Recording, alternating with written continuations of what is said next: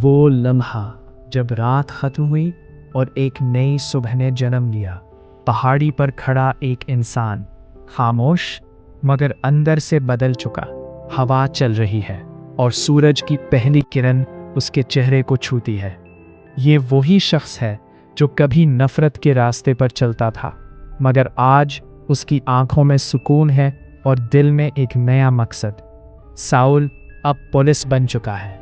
वो आसमान की तरफ देखता है जैसे किसी अनदेखे बुलाने को महसूस कर रहा हो, और फिर वो पहला कदम उठाता है। ये सिर्फ एक कदम नहीं था, ये एक सफ़र की शुरुआत थी। ऐसा सफ़र जो शहरों से गुजरेगा, दिलों को बदलेगा और जिंदगियों को नई रोशनी देगा। वो चल पड़ता है, सादा लिबास मगर अंदर एक आग जल रही है।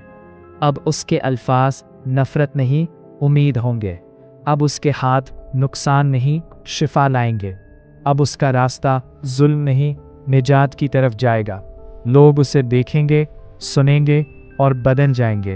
अंधेरे में डूबे दिल रोशनी को पहचानेंगे। और यूं एक दुश्मन की कहानी खत्म हुई और एक रसूल की कहानी शुरू हो गई।